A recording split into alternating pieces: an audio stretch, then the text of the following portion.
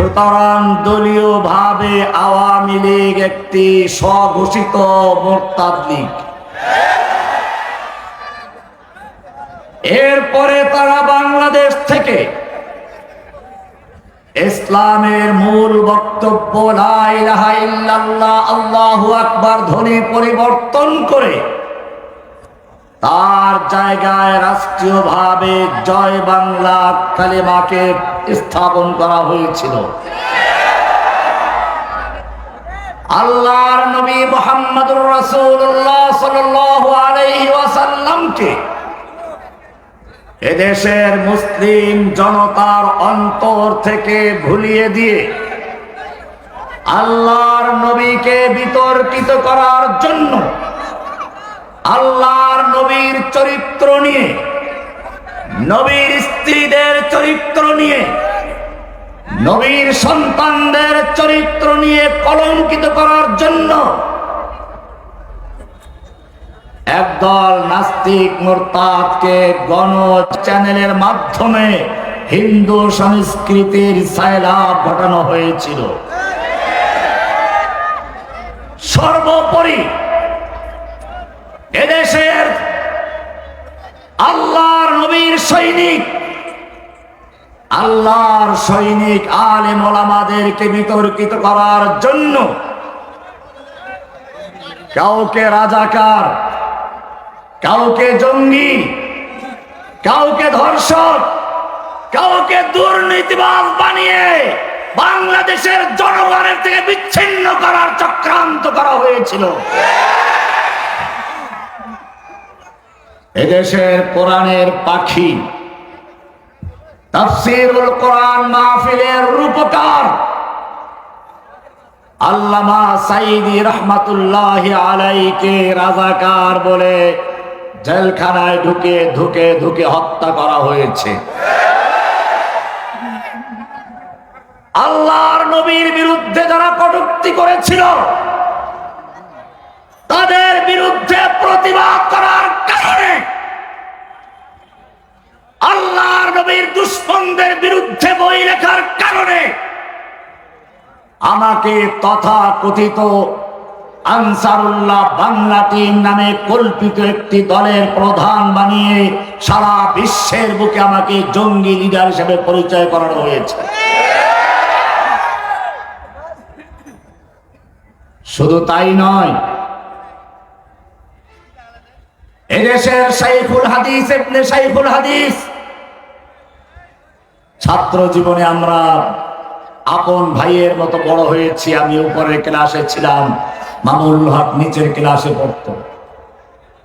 শাইখুল হাদিসের ছেলেকে ধর্ষণ মামলা দিয়ে কলঙ্কিত করে তারপরে জনগণ থেকে বিচ্ছিন্ন করার চক্রান্ত করা হয়েছে।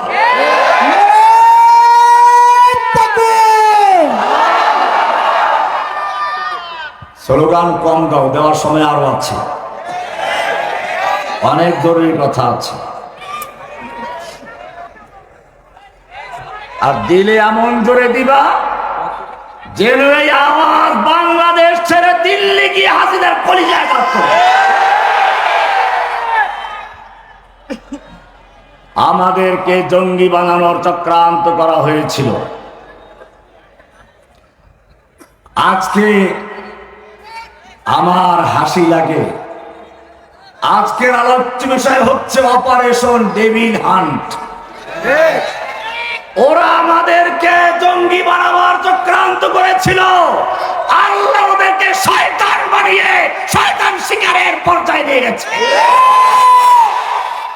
ধন্যবাদ বর্তমান সরকারকে, যারা শয়তান চিনতে পেরেছে। আমরা এতদিন পর্যন্ত বৎস শিকার শুনেছি, হরিণ শিকার করার কথা শুনেছি, বাঘ শিকার করার কথা শুনেছি, শয়তান শিকার করার কথা কোনদিন আমরা শুনি নাই। বর্তমান সরকার আমাদেরকে শয়তান শিকার করার একটা প্রকল্প দিয়েছে। আমাদের উচিত হবে এখন শয়তানদের খুঁজে খুঁজে বের করা। শয়তান মানে কি আজকে সে নিয়ে আলোচনা হবে। শয়তান শব্দের অর্থ তাফসীরের কিতাবে কালিমাতু শাইতান ফিল লুগাতিল আরাবিয়্যাতি মুশতাক্কাতুন মিনাল জাযার শাতানা ওয়াল্লাযী ইয়ানি আল বু'দ আনিল খুরুজ আনিত তরিকিল মুস্তাকিম। শয়তান মানে হলো সোজা রাস্তা বাদ দিয়ে বাঁকা পথে যে চলে তাকে বলে শয়তান। শয়তান অর্থ কি? কোরআনে আল্লাহ রাব্বুল আলামিন সূরা আনআমের 153 নম্বর আয়াতে ইরশাদ করেছেন, ওয়া আন্না হাযা সিরাতী মুস্তাকিমান ফাত্তাবিউহু ওয়া আন্না হাযা সিরাতী মুস্তাকিমান, জেনে রাখো আমার রাস্তা সোজা, মুস্তাকিম রাস্তা, সিরাত মুস্তাকিম সোজা রাস্তা।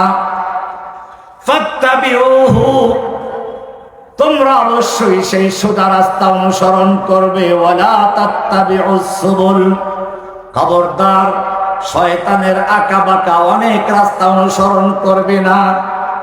ফাতাফাররাকা বিকুম আন সাবিলিহি, তাহলে তোমরা আল্লাহর রাস্তা থেকে সরে যাবে, শয়তানের রাস্তা কিন্তু আঁকা বাঁকা বিচ্যুত রাস্তায় চলে যাবে। আল্লাহর রাসূল সাল্লাল্লাহু আলাইহি ওয়াসাল্লাম এই আয়াতের ব্যাখ্যা করতে গিয়ে একটা সোজা দাগ দিলেন, এরপরে ডানে বামে অনেকগুলো দাগ দিলেন। দাগ দিয়ে মাঝখানের দাগে হাত রেখে বললেন, হাযা সাবিলুল্লাহ, এই সোজা রাস্তাটা হচ্ছে আল্লাহর রাস্তা। ওয়া হাযিহিস সুবুল, আর এই যে ডান দিকে বাম দিকে অনেক রাস্তা দেখতে পাচ্ছ, এগুলো শয়তানের রাস্তা। যখনই কোনো ব্যক্তি সিরাতে মুস্তাকিমে চলতে চায়, সোজা পথে চলতে চায়, শয়তান তখন আস্তে করে মানুষকে ওই বাঁকা পথে, ভুল পথে ঢুকিয়ে দেওয়ার চক্রান্ত করে। আমাদের এই দেশ সোজা পথে চলছিল, আল্লাহর দ্বীনের পথে চলছিল। এদেশের মানুষ ইসলামকে ভালোবাসে, আল্লাহকে ভালোবাসে, আল্লাহর রাসূলকে ভালোবাসে। সেই আল্লাহর রাসূলের ভালোবাসার থেকে দূর করে এদেশের মানুষকে নাস্তিক বানাবার জন্য, এদেশের মানুষকে ভারতীয় সংস্কৃতির অনুসারী বানাবার জন্য চক্রান্ত করা হয়েছিল। এবারে দেখুন শয়তানের সঙ্গে কিভাবে মিল আছে। শয়তান প্রথম কাজটা করেছিল আল্লাহর কাছে। আল্লাহ যখন শয়তানকে বললেন আদমকে সিজদা করো, শয়তান সিজদা করলো না। আল্লাহ রাব্বুল আলামিন জিজ্ঞেস করলেন, শয়তান আমি যখন তোকে হুকুম করলাম, ক্বালা মা মানাআকা আল্লা তাসজুদা ইয আমারতুক, এ শয়তান ইবলিস, যখন আমি তোকে আদেশ করলাম আদমকে সিজদা করার জন্য, কেন সিজদা করলি না? ক্বালা আনা খায়রুম মিনহু, শয়তান বলল আমি তো আদমের চেয়ে ভালো। কেন ভালো? খালাকতানি মিন নারিন ওয়া খালাকতাহু মিন তিন, তুমি আমাকে সৃষ্টি করেছো আগুন দিয়ে, আদমকে মাটি দিয়ে।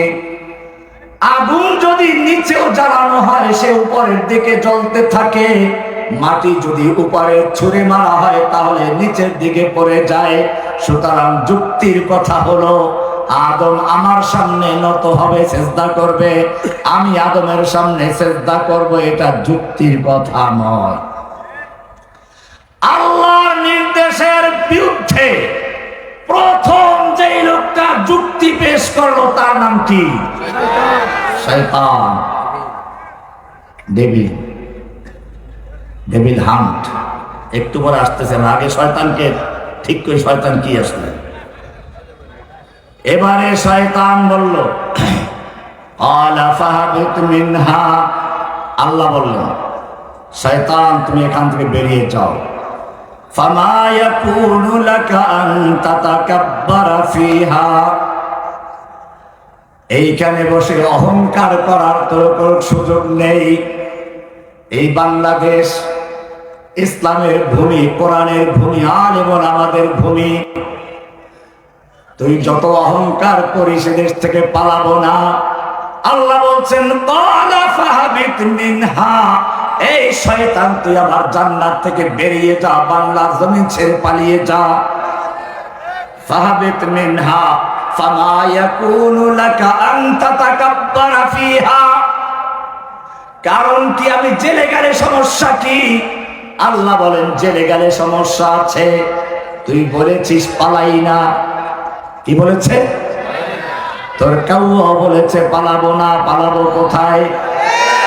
এখন যদি তোকে জেলে ঢুকাই তাহলে তোর কথাই সত্য হয়ে যায়, তুই পালাও নাই। আমি চাই তুই তোর কথায় মিথ্যাবাদী হয়ে যা, তুই অহংকার করেছিস। জেনে রাখবি আল কিবরিয়া রিদাই, অহংকার হচ্ছে আমার চাদর। অহংকার কার চাদর? আল্লাহ রাব্বুল আলামিন বলছেন যেই ব্যক্তি অহংকার করে সে আমার চাদর ধরে টান দিল, আমার চাদর ধরে যে টানা হেঁচড়া করে আমি তাকে অপমান করে লাঞ্ছিত করে বিদায় করে ছাড়ি।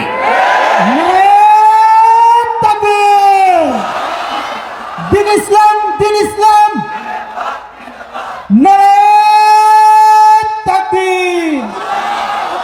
ক্বালা ফাহাবিত মিনহা, এবার এখান থেকে ভাগো। ফামা ইয়াকুনু লাকা আন তাতাকাব্বারা ফিহা, তোর অধিকার নেই এখানে বসে অহংকার করার। ফাখরুজ ইন্নাকা মিনাস সাগিরিন, তুই বাংলার জমিন ছেড়ে পালিয়ে যা, তুই লাঞ্ছিত, পদদলিত, পালাতক, তুই ভীতু। ক্বালা আনজিরনি ইলা ইয়াউমি ইউবআসুন, এই অংশ নিয়ে পরে আলোচনা হবে ইনশাআল্লাহ। শয়তানের আরো কিছু কথা বলে। এবারে শয়তান বলছে ক্বালা ফাবিমা আগওয়াইতানি লাআকুদান্না লাহুম সিরাতাকাল মুস্তাকিম, ও আল্লাহ তুমি যখন আমাকে আদমের কারণে জান্নাত থেকে বের করে দিয়েছো, আমার পদচ্যুত করেছো, আমি ওদের জন্য সিরাতে মুস্তাকিম মাঝখানে বসে থাকবো, ওদেরকে শান্তিতে থাকতে দিব না। কে বলেছে? শয়তান। সুম্মা লাআতিয়ান্নাহুম মিন বাইনি আইদিহিম ওয়া মিন খালফিহিম, শয়তান আল্লাহর সামনে ভাষণ দিচ্ছে। সুম্মা লাআতিয়ান্নাহুম, আমি তাদের কাছে আসব প্রতারণার ফাঁদ নিয়ে ধোঁকা দেওয়ার জন্য। মিন বাইনি আইদিহিম, সামনের দিক থেকে, অমিন খালফিহিম, পিছন দিক থেকে, ওয়ান আইমানিহিম, ডান দিক থেকে, ওয়ান শামাইলিহিম, বাম দিক থেকে, ওয়ালা তাজিদু আকসারাহুম শাকিরিন, তুমি তাদের বেশিরভাগ লোকদেরকে অকৃতজ্ঞ পাবে, তোমার কৃতজ্ঞতা আদায় করবে না। শয়তানি অঙ্গীকার করলো। আমরা এখানেও দেখতে পাচ্ছি শয়তান যেরকম বিতাড়িত হবার পরে অহংকার ছাড়ে নাই। আমি আসবো ডান দিক থেকে, বাম দিক থেকে, চট করে ঢুকে পড়ব। শয়তানের সঙ্গে মিল আছে, আরো অনেক মিল পাওয়া যাবে।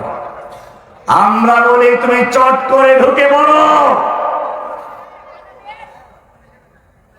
বিডিআর বিদ্রোহের নামে বিডিআর এবং সেনা সদস্যদেরকে হত্যা করে যে তুমি হত্যাযজ্ঞ চালিয়েছ, বাংলার জনগণ অপেক্ষায় রয়েছে।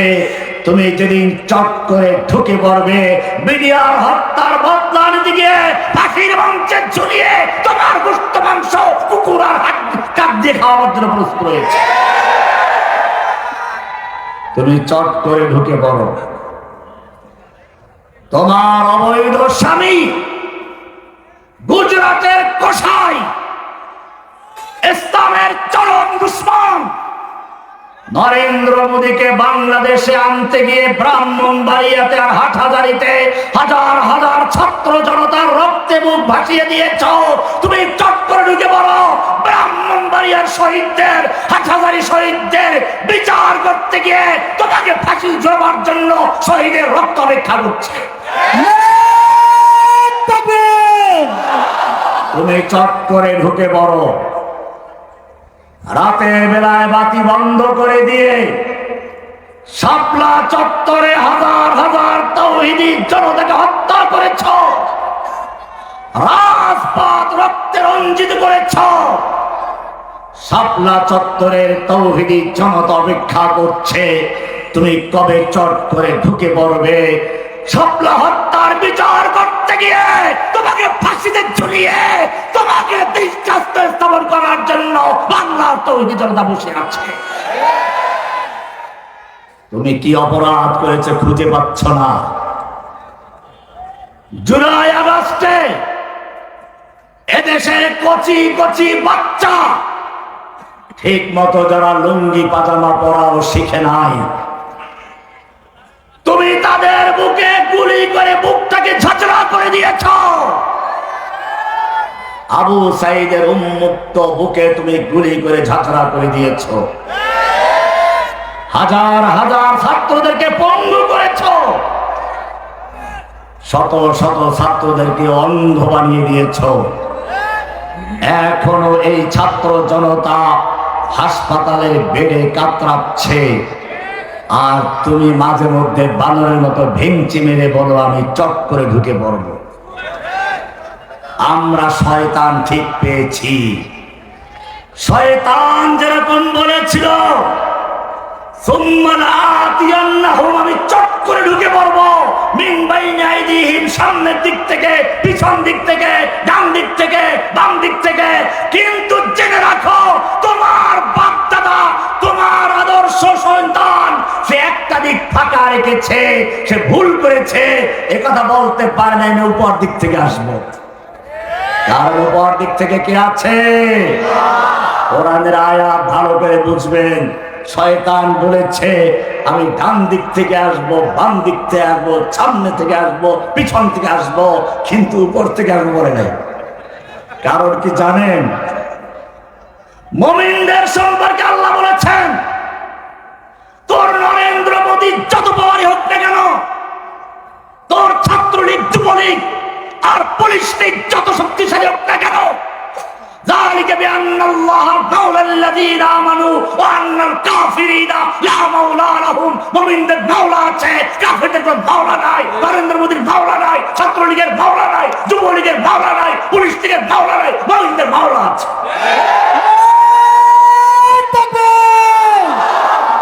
জিহাদ জিহাদ জিহাদ চাই, জিহাদ জিহাদ জিহাদ চাই।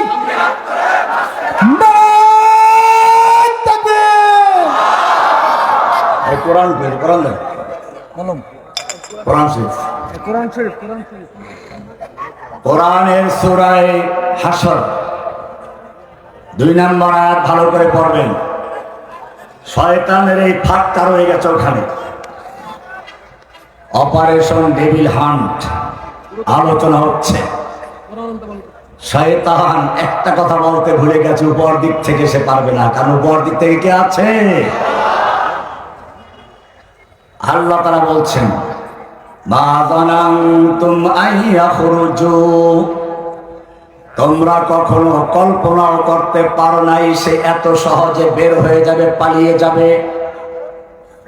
ওয়াযান্নু আন্নাহুম মানিআতুহুম হুসুনুহুম মিনাল্লাহ, আর তারাও মনে করেছিল তাদের দুর্গ সমূহ, ছাত্রলীগের দুর্গ, যুবলীগের দুর্গ, শ্রমিক লীগের দুর্গ, আওয়ামী লীগের দুর্গ, বিচারপতি লীগদের দুর্গ, ব্যবসায়ী প্রতিলীগদের দুর্গ, আর নরেন্দ্র মোদীর দুর্গ, নাস্তিক মোরতাদদের দুর্গ, আর তাসলিমা নাসরিন নাস্তিকদের দুর্গ। কত রকমের দুর্গ আছে। ওয়াযান্নু আন্নাহুম মানিআতুহুম হুসুনুহুম মিনাল্লাহ, তারা মনে করেছিল তাদের দুর্গ সমূহ তাদেরকে আল্লাহর হাত থেকে রক্ষা করবে, বাঁচাবে।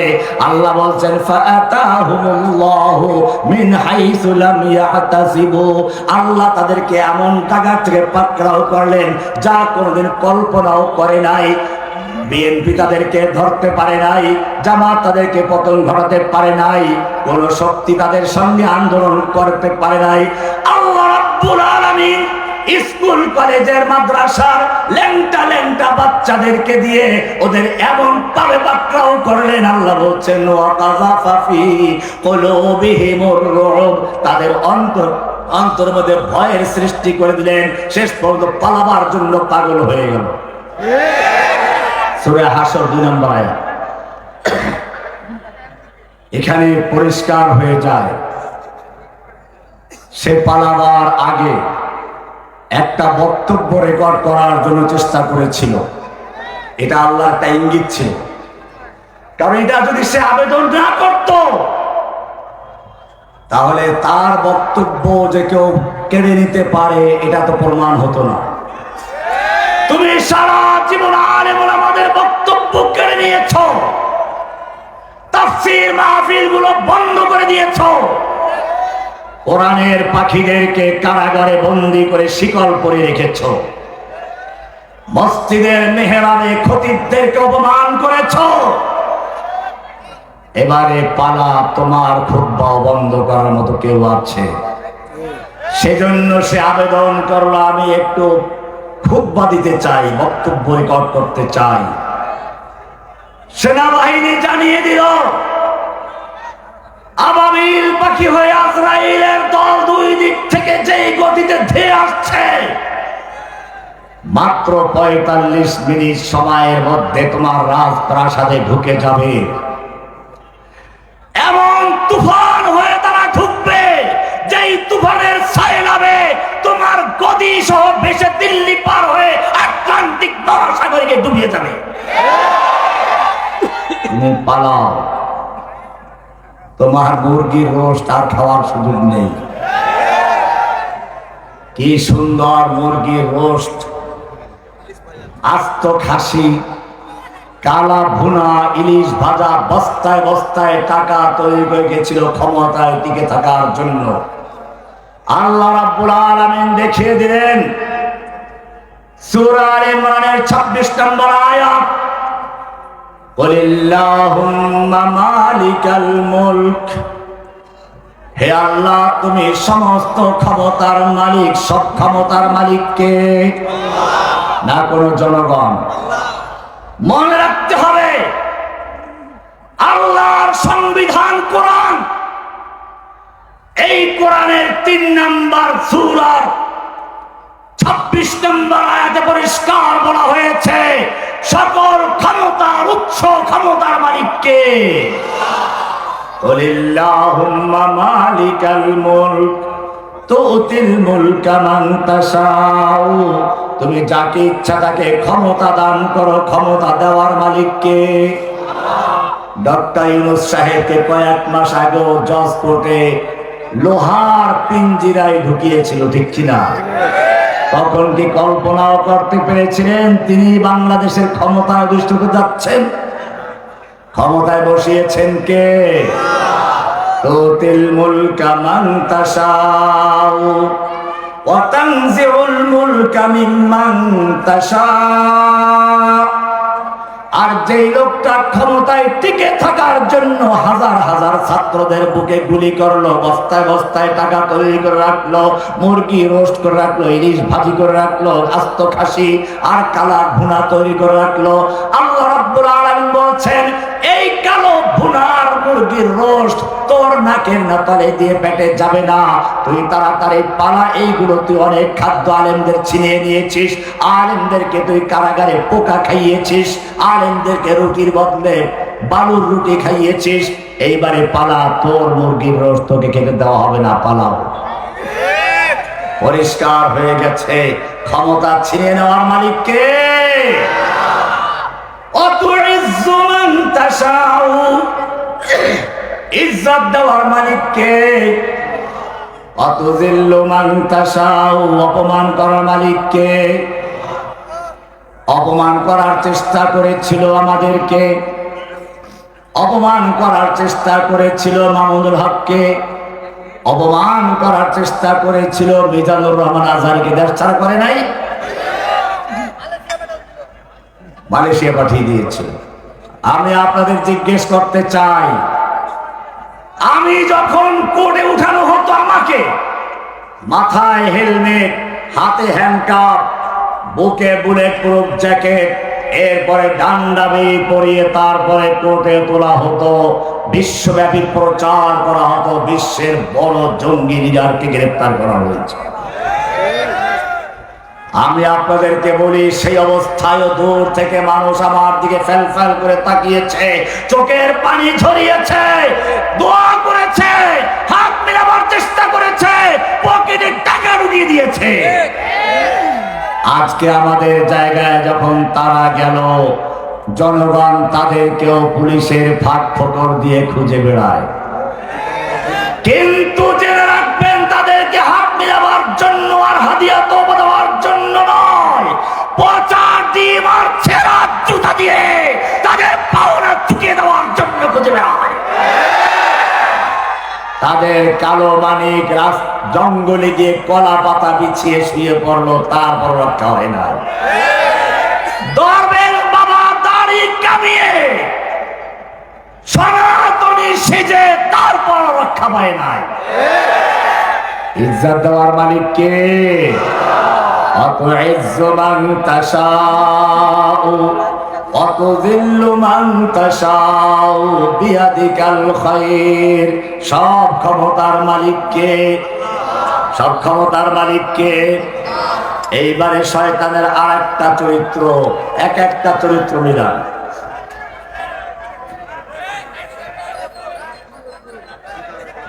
সূরা বাকারা 204 থেকে 9 নম্বর আয়াত পর্যন্ত বিশাল এক আয়াত।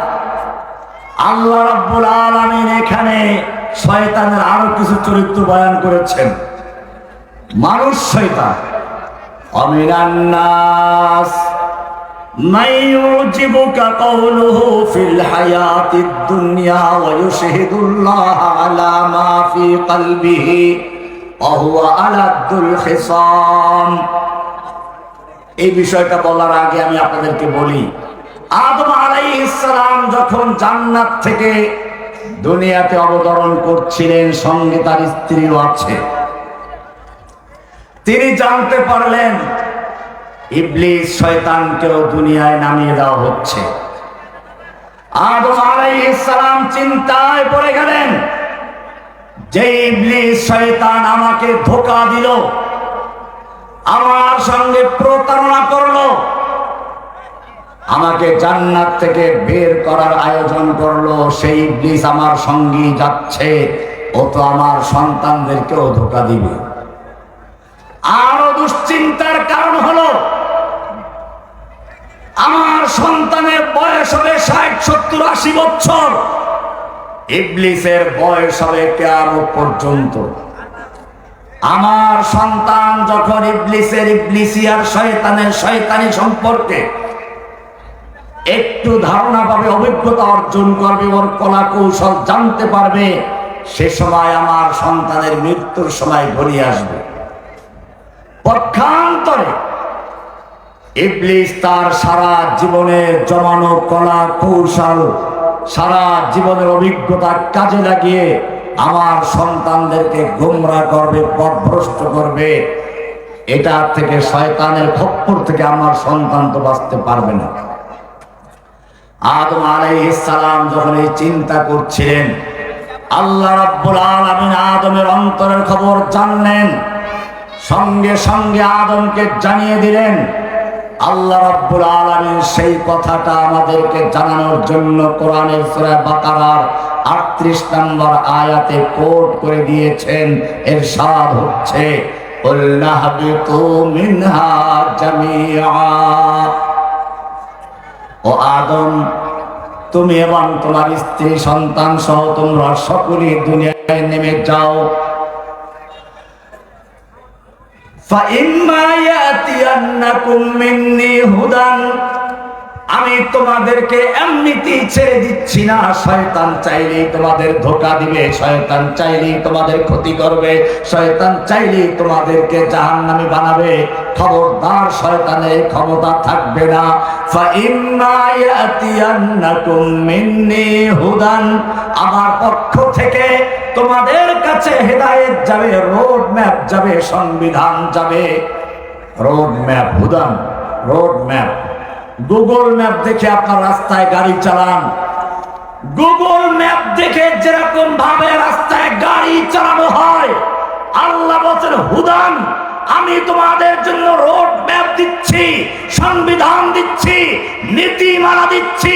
ফামান তাবিআ হুদায়া, যেই ব্যক্তি, যেই সমাজ, যেই রাষ্ট্র, যেই আদালত, যেই সংসদ আমার নীতিমালা অনুসরণ করে চলবে, আমার রোড ম্যাপ মেনে চলবে, ফালা খাউফুন আলাইহিম ওয়ালা হুম ইয়াহজানুন, তাদের কোনো ভয় নেই, তাদের কোনো চিন্তা নেই।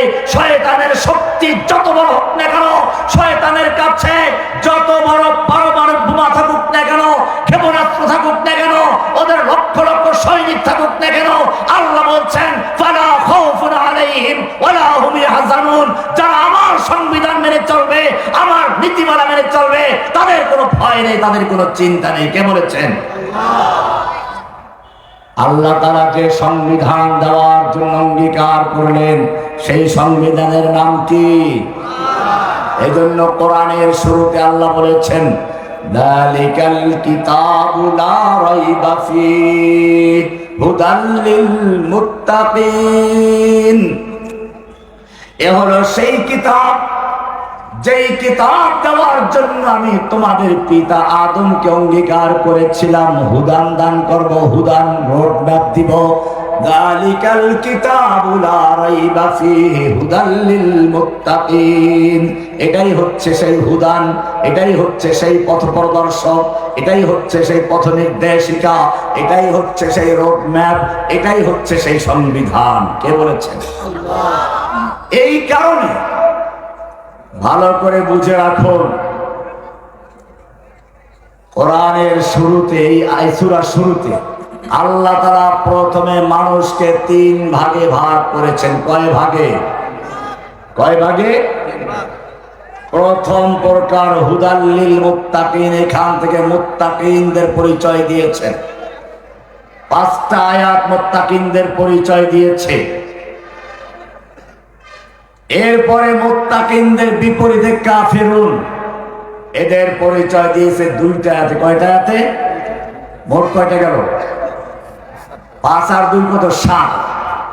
8 নম্বর আয়াত থেকে আল্লাহ রাব্বুল আলামিন আরেক প্রকার মানুষের পরিচয় দিয়েছেন, যেই লোকগুলো মুত্তাকিন মুমিনও না আবার কাফেরও না, এরা মুখে আল্লাহকে স্বীকার করে, অন্তরে কাফের, মৌখিকভাবে মুসলমান, অন্তর থেকে কাফের।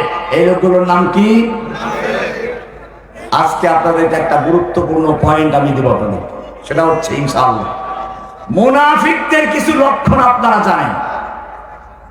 এটা সাধারণ মুনাফিক, জিজ্ঞেস করে অনেকেই পারবেন। মুনাফিকের 3 লক্ষণ: ইদা হাদ্দাসা কাযাবা, কথা বললে মিথ্যা বলে, ওয়া ইদা ওয়াদা আখলাফা, ওয়াদা করলে খেলাফ করে, ওয়া ইদা তুমিনা খানা, আমানত রাখলে খেয়ানত করে। এই 3টে হলো এক হাদিস। আর এক হাদিসে আরেকটা বেশি আছে, যারা মিশকাত পড়েন তারা জানেন। আরবাউন মান কুন্না ফীহি কানা মুনাফিকান খালিসান। 4টা বৈশিষ্ট্য, 4টা আলামত যার মধ্যে পাওয়া যাবে সে হলো পরিষ্কার মুনাফিক, খালিস মুনাফিক, পিওর মুনাফিক। ওই আগের 3টার সাথে আরেকটা যুক্ত হবে, ওয়াইদা খাসামা ফাজারা, যখন ঝগড়া করে অশ্লীল কথা বলে, গালিগালাজ করে। এগুলো সাধারণ মুনাফিকদের লক্ষণ। কিন্তু আমাদের দুর্ভাগ্য, আমাদের সমাজে আমরা চোরকে ঘৃণা করি, ঠিক আছে, জেনাকারকে ঘৃণা করি, জেনা করে সেজন্য, ঠিক আছে, ঘৃণা করা উচিত।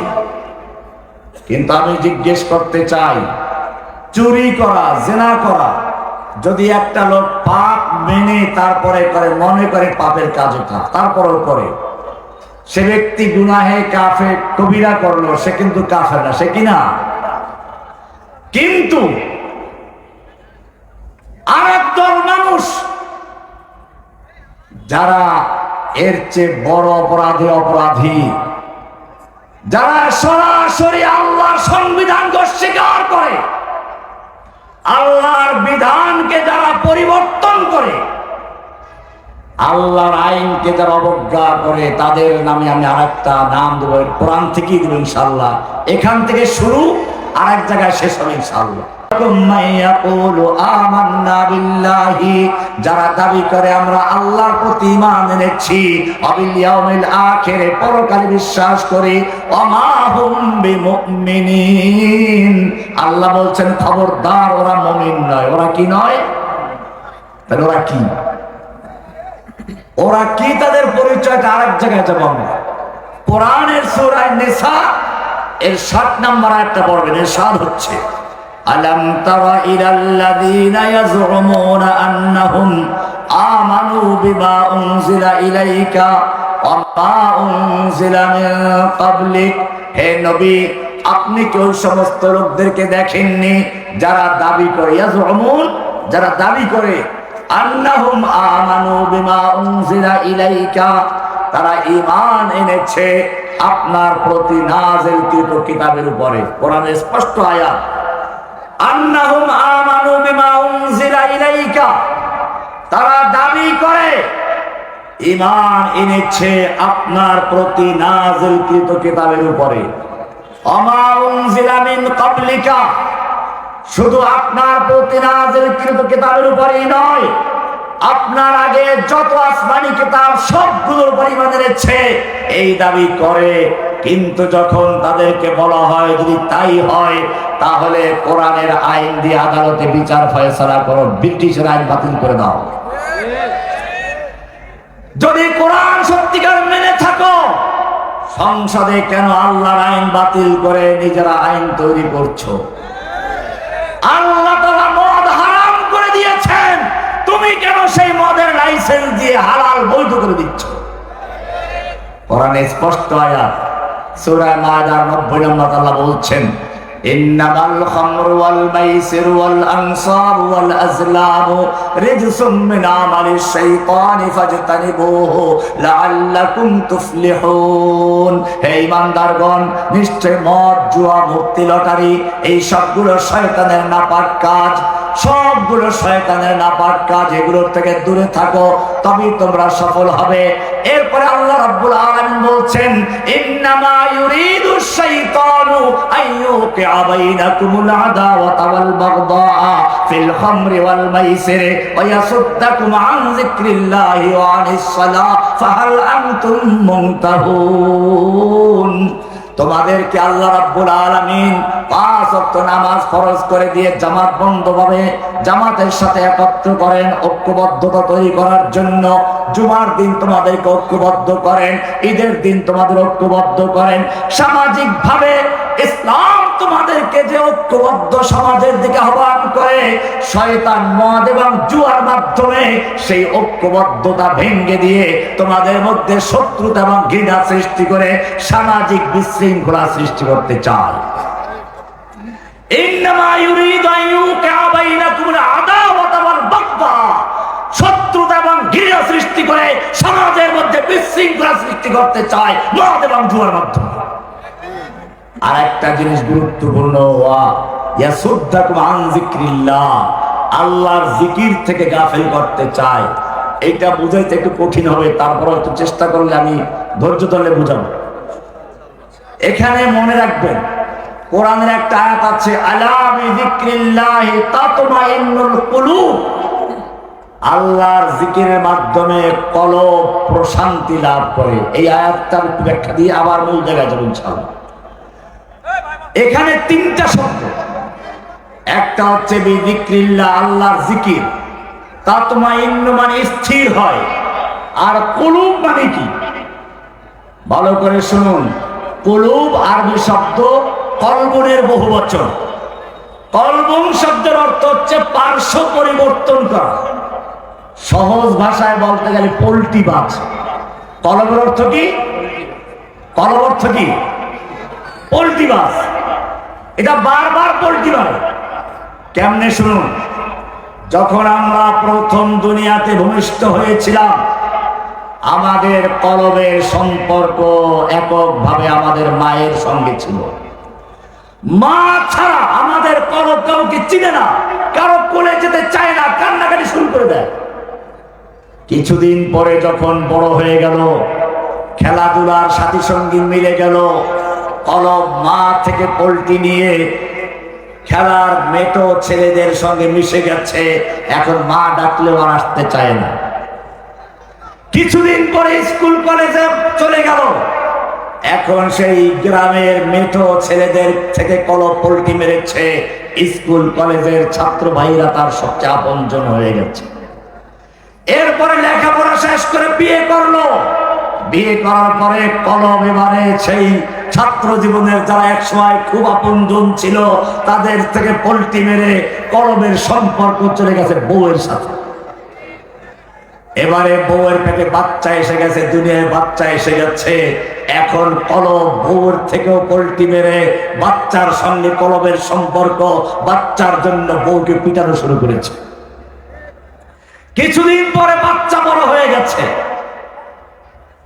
এখন বাচ্চা বিয়ে করেছে, নাতি হয়ে গেছে, আপনিও বুড়ো হয়ে গেছেন। এখন আপনার কলবের সম্পর্ক নাতির সঙ্গে, নাতি পালা, নাতির হাত ধরে স্কুলে নিয়ে যাওয়া, নাতির সঙ্গে আপনার খেলাধুলা, এটাই আপনার এখন কলবের সম্পর্ক। কিছুদিন পরে নাতিও স্কুলে চলে গেছে, বড় হয়ে গেছে, আপনি বিছানায় পড়ে গেছেন। এখন আর আপনার কলবের সাথে কেউ সম্পর্ক স্থাপন করছে না। আপনার স্ত্রী নেই, সন্তান নেই, সব চলে গেছে। হয়তো আপনাকে বৃদ্ধাশ্রমে রেখে দিয়েছে।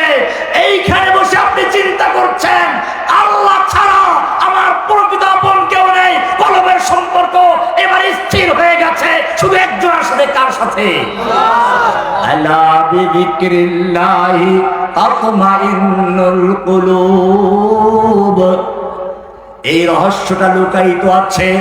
আল্লাহ রাব্বুল আলামিন বলছেন সূরা মায়েদার 91 নম্বর আয়াতে, ইন্নামা ইউরিদু শাইতানু আইয়ুকিআ বাইনাকুমুল আদাওয়াতা ওয়াল বাগদাআ ফিল খামরি ওয়াল মাইসির ওয়া ইয়াসুদ্দাকুম আন যিকরিল্লাহি ওয়া আনিস সালাহ।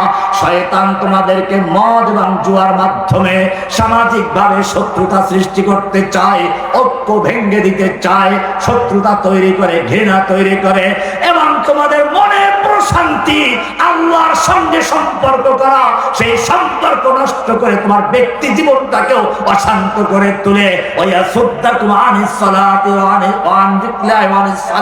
সালাত থেকে তোমাদেরকে বিরত রেখে আল্লাহর থেকে সম্পর্ক ছিন্ন করে দেয় মদ এবং জুয়ার মাধ্যমে। যে মদ জুয়া সম্পর্কে আল্লাহ এত বড় স্পষ্ট বর্ণনা দিলেন, এরপরেও যারা মদের লাইসেন্স দিয়ে মদকে হালাল করে দেয়, মদ পান করার জন্য লাইসেন্স করে দেয়, ও আমার জাতি চিৎকার মেরে বলো তারা মুসলমান না কাফের? সুদ ইসলামে হালাল না হারাম? কোরআন পরিষ্কার বলেছে সূরা বাকারা 275 থেকে পড়বে, ওয়া আহাল্লাল্লাহুল বাইআ ওয়া হাররামার রিবা। আল্লাহ তাআলা মদ সুদকে হারাম করেছেন, ব্যবসাকে হালাল করে দিয়েছেন। এ পর্যন্ত বলে ক্ষান্ত করলেও কথা ছিল। আল্লাহ রাব্বুল আলামিন সামনে গিয়ে 278 নম্বর আয়াতে বলছেন, ইয়া আইয়ুহাল্লাযীনা আমানুত্তাকুল্লাহ। হে ঈমানদারগণ, যারা কোরআন বিশ্বাস করো বলে দাবি করছো, ইত্তাকুল্লাহ, আল্লাহকে ভয় করো, ওয়াযারু মা বাকিয়া মিনার রিবা ইন কুনতুম মুমিনিন। আল্লাহর বিধান জানার পরে তোমাদের যত পাওনা সুদ আছে সব বর্জন করো যদি সত্যিকার মুমিন হয়ে থাকো। ফাইন লাম তাফআলু, আল্লাহর বিধান জানার পরেও যদি সুদ বর্জন করতে না পারো, ফাযানু বিহারবিন মিনাল্লাহি ওয়া রাসূলিহি, তাহলে আল্লাহ এবং আল্লাহর রাসূলের সঙ্গে যুদ্ধের জন্য প্রস্তুত হয়ে যাও, যুদ্ধের ঘোষণা করে দাও। কে বলেছে? আল্লাহ যেই সুদকে হারাম করলেন, আজকে যারা সোনালী ব্যাংক, রূপালী ব্যাংক, পূবালী ব্যাংক, জনতা ব্যাংক সহ সকল ব্যাংকে সুদের লাইসেন্স দিয়ে বৈধ করে দিল, ও আমার জাতি, তারা কি মুসলিম থাকবে? শয়তান আল্লাহর একটা হুকুমকে অমান্য করে যুক্তি দিয়ে যদি শয়তান বিতাড়িত হতে পারে, কাফের হতে পারে, তাহলে যারা পদে পদে আল্লাহর বিরুদ্ধে যুক্তি ধরে, পদে পদে আল্লাহর ভুল ধরার চেষ্টা করে, পদে পদে যারা আল্লাহর বিধানকে বিতর্কিত করতে চায়, তারা কি? আল্লাহর বিধান বুঝতে হবে, মনে রাখবেন তারা কোরআনটা আসলে কি। আমাদের এই চোখ দিয়ে যেমন দেখতে হলে আলোর প্রয়োজন, আলো ছাড়া চোখের পাওয়ার যত ভালো হোক কিছুই দেখা যাবে না। দিনের বেলায় সূর্যের আলো, রাতের বেলায় চাঁদের আলো, মোমবাতির আলো, বিদ্যুতের আলো, কোন প্রকার আলো যদি তোমার চোখের সামনে না জ্বলে, তোমার চোখের পাওয়ার যত ভালো হোক না কেন কিছুই দেখতে পাবে না। ঠিক তেমনি ভাবে তুমি যত বড় জ্ঞানী বিজ্ঞানী হও, তোমার জ্ঞান চোখের সামনে যতক্ষণ পর্যন্ত বিশেষ একটা আলো না জ্বলবে, ততক্ষণ পর্যন্ত তুমি মানুষ হতে পারো না, বানর হতে পারো, উল্লু হতে পারো, ধন্য হতে পারো, পুতুম পেঁচা হতে পারো, মানুষ হতে পারো না। সেই আলোটার নাম হচ্ছে কোরআন। কোরআন বলছে কাদ জাআকুম মিনাল্লাহি নূরুন ওয়া কিতাবুম মুবিন, আল্লাহর পক্ষ থেকে আলো আগমন করেছে। এই আলো যদি তোমার জ্ঞান চোখের সামনে জ্বলে তাহলে তুমি মানুষ, আর যদি তোমার জ্ঞান চোখের সামনে সেই কোরআনের আলো না জ্বলে তাহলে তুমি পশু, মানুষ না। দলিল কোরআন থেকে নেন। কোরআনের সূরা আর রহমান 3টা আয়াত ভালো করে বুঝুন। আর রহমান আল্লামাল কোরআন খালাকাল ইনসান। আর রহমান কার নাম? কার নাম? এরপরে শব্দটা খেয়াল করেন, আল্লামাল কোরআন, শিক্ষা দিয়েছেন কোরআন। তারপরে বলছেন খালাকাল ইনসান, সৃষ্টি করেছেন মানুষ। উল্টো হয়ে গেছে না?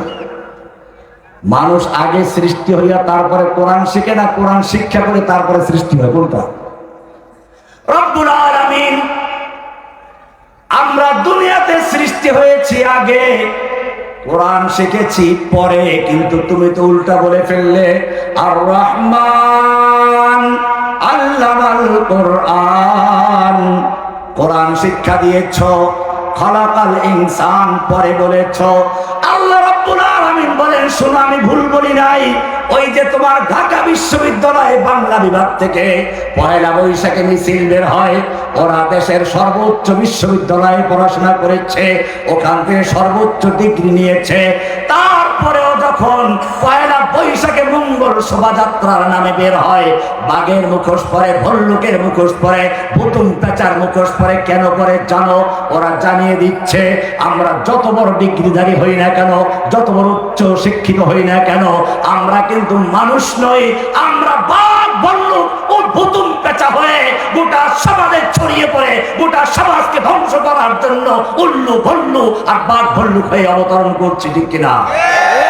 হাসিনার সময় সেটাই হয়েছিল।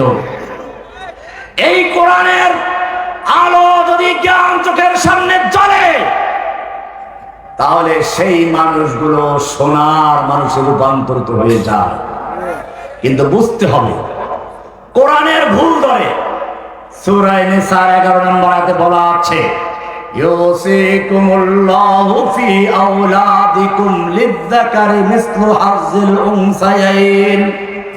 আল্লাহ তোমাদেরকে ওসিয়াত করছেন, হুকুম দিচ্ছেন, বিধান দিচ্ছেন, একজন পুরুষ সন্তান দুইজন নারীর সমান সম্পত্তি পাবে। এইবারে ওই নাস্তিকগুলো তৈরি হয়ে গেল, আল্লাহ ঠকিয়েছে নারীদেরকে। এই মুসলিম যুবক ভালো করে বুঝো, সমান করার নাম ইনসাফ নয়, সমান করলে কি হয় না। এই আয়াতের অর্থটা ভালো করে বুঝুন। একটা উদাহরণ দিচ্ছি। ওরা যে প্রশ্ন করে শয়তান আপত্তি করেছে, ওটারও জবাব আছে, একটু পরে যদি সুযোগ হয় জবাব দিব। এইটা একটু দিয়ে দিই, কারণ এইটা নিয়ে ওরা মেয়েদেরকে খেপায়। আল্লাহ তাআলা নারীদেরকে অর্ধেক সম্পত্তি দিলেন কেন? আপনি মনে করুন এখানে আমরা 3 জন লোক বসে আছি, আমি আছি, হুজুর আছেন, এক বাচ্চা আছে। সকালবেলা নাস্তা করার সময় আমি ডায়াবেটিস রোগী, আমার দরকার 2 রুটি। কয় রুটি? ওনার ডায়াবেটিস নাই, সুস্থ মানুষ, ওনার দরকার 3 রুটি।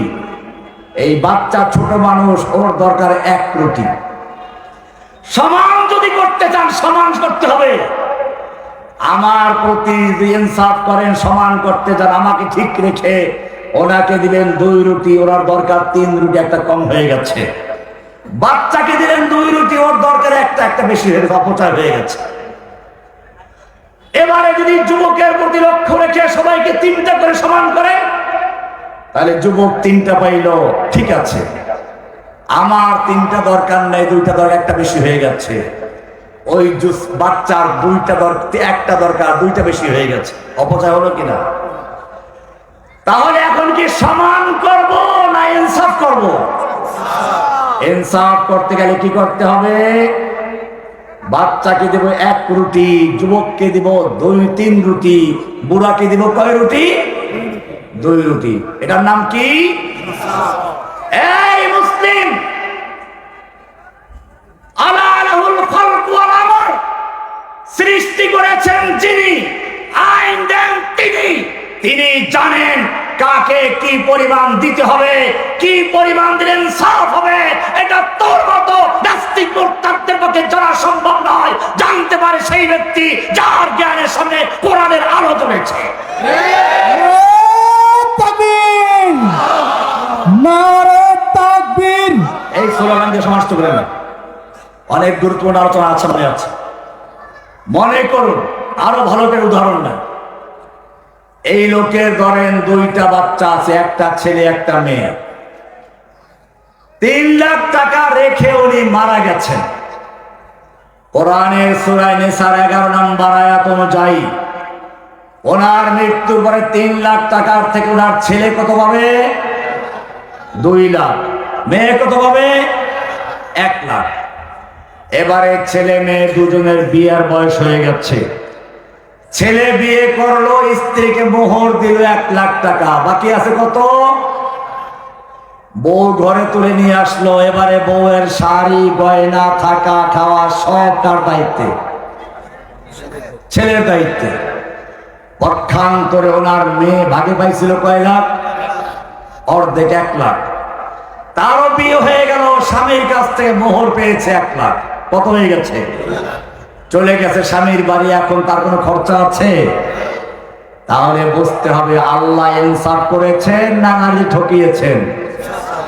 সেজন্য আল্লাহর আইন বুঝতে হবে। আল্লাহ বলেছেন, তুমি যত বড় জ্ঞানী বিজ্ঞানী হও, তোমার জ্ঞান চোখের সামনে যতক্ষণ পর্যন্ত কোরআনের আলো না জ্বলবে, অতক্ষণ পর্যন্ত তুমি মানুষ হতে পারো না, তুমি পশু।